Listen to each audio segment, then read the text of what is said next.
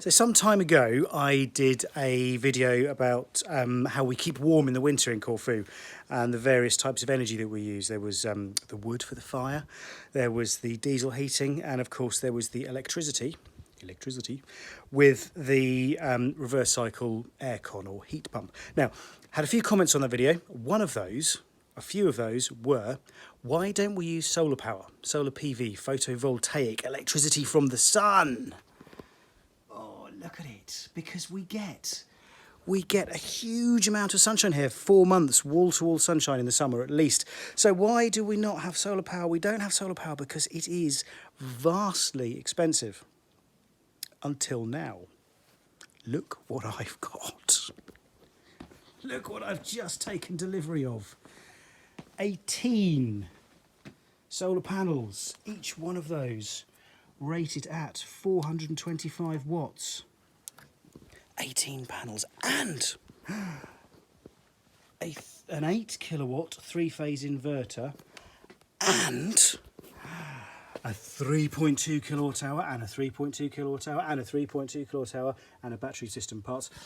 9.6 kilowatt hours worth of lithium battery, so that's 7.6 kilowatt hours worth of panels, an 8 kilowatt inverter, 9.6 kilowatt hours worth of battery. So how can I suddenly afford this? Well, we can't.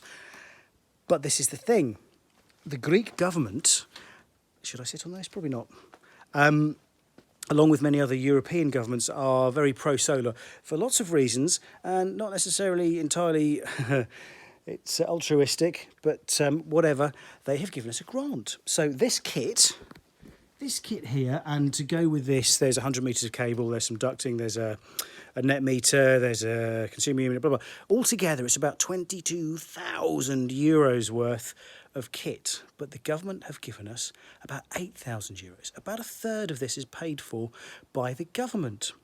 So this is how we can afford it. I will talk to you a little bit more about the system that we've gone for and the different types of system. But if you're watching this video because I mentioned in the title that how do you get cheap solar in Greece, it's really quite straightforward. There's a couple of criteria that you must meet. Number one, you must be a Greek taxpayer. Now, I'm English. I have a Greek residence permit, a 10-year residence permit. But because I have a business here, we are, as a family, we are Greek taxpayers. Eligibility criteria number one, you must be a Greek taxpayer. Criteria number two, you must have been doing that, you must have been a Greek taxpayer for 2 years. So you must have been the last 2 years Greek tax returns. The third criteria is the type of system. They're a little bit stringent on what you can have. So there is a limit of 10 kilowatt hours for the in total system, hence my 9.6 kilowatt hours worth of batteries and the 7.6 kilowatt hours worth of panels. And you must have a battery system. It must be a hybrid system, and you must have net metering. So if you want to go off-grid, it's not going to work. If you want a simple grid tie system, it's not going to work. You need to have a hybrid system, and you need to have net metering, and you need to be at 10 kilowatt hours or less, and you need to be a Greek taxpayer.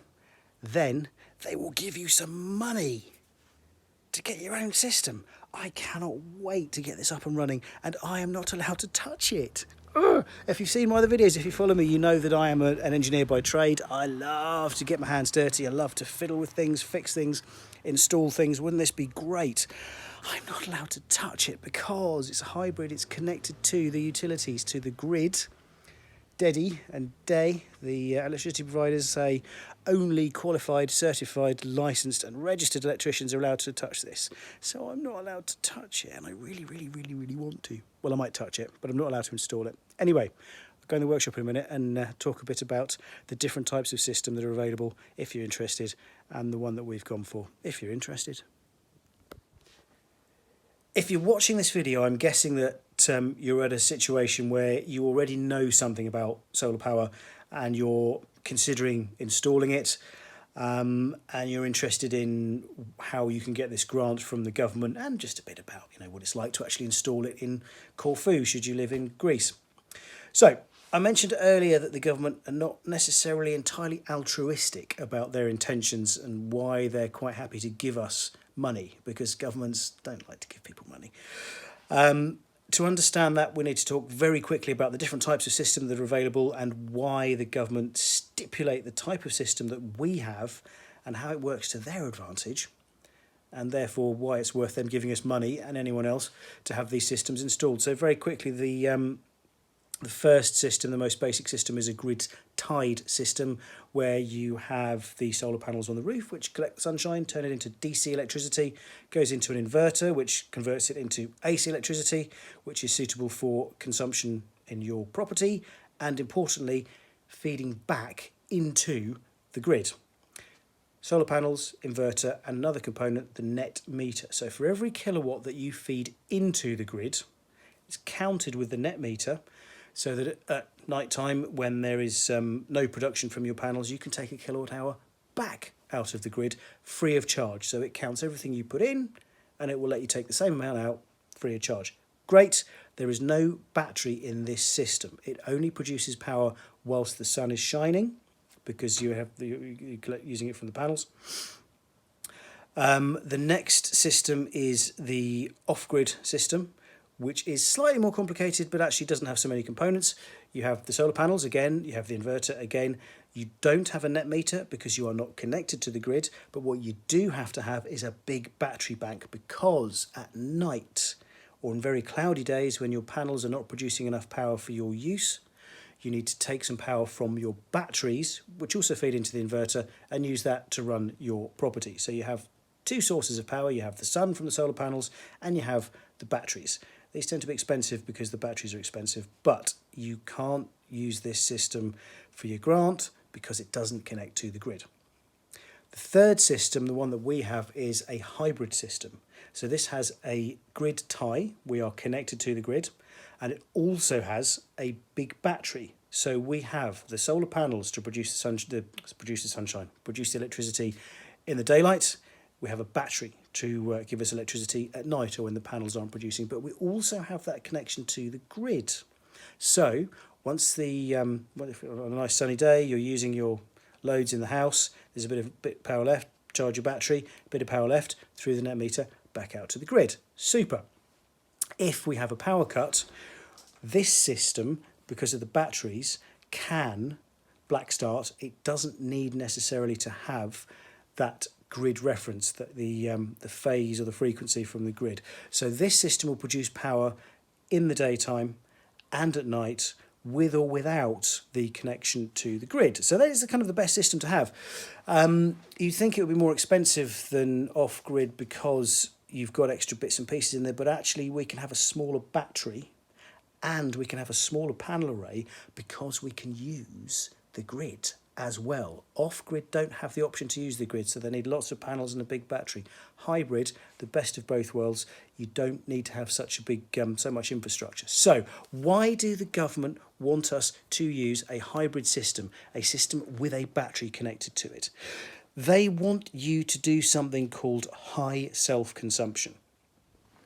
So why do they want you to use high self-consumption? So high self-consumption basically means that we limit the ebb and flow of electricity to the grid. We produce our own electricity and then we consume our own electricity because we're charging the batteries and using the batteries overnight or when the sun isn't shining. The reason they want to do that is because it minimises the impact on the infrastructure of the electrical grid. Going back to why the government want us to use this hybrid system, if everybody was using a grid-tied system, when they are producing lots of electricity, the grid is not designed to accommodate all of this extra electricity flooding into it. And at night, you're still going to have the same consumption pulling back out. So as more properties are built, as development occurs, as the system ages and is replaced, it constantly needs to be upgraded unless you act as an island. High self-consumption.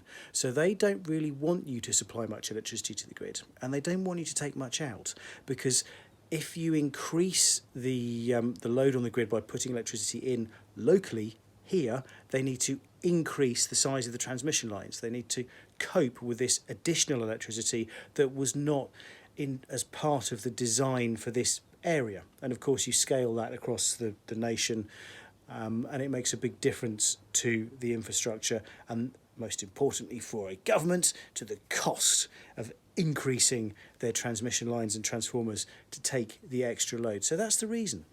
They want you to produce your own electricity because it means they don't have to supply it to you. They don't want you to produce too much electricity because it means that they don't have to upgrade the infrastructure to accept the additional electricity. Now, of course, for me as a consumer, it's great because you're paying government for some of my installation, about a third of it.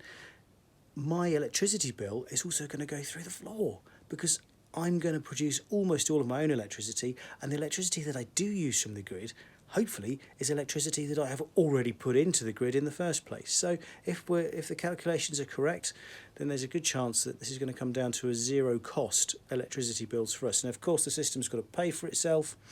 Our last electricity bill, you like this, our last bill was €900 for 2 months worth of electricity. We're using the heat pumps, the reverse cycle air conditioning, because it's winter. It doesn't look like it at the moment, does it? But we're using that. Our pool pump is 1.5 kilowatts. So we use a lot of electricity. So it will pay for itself in about 3 years, I think. So there's that return on investment that people are worried about. Now is the time, if you live in Greece and you're a Greek taxpayer and it's a hybrid system, get your free money. Get them to pay for half of your system or a third of your system. It's the best way to do it. Any questions, by the way?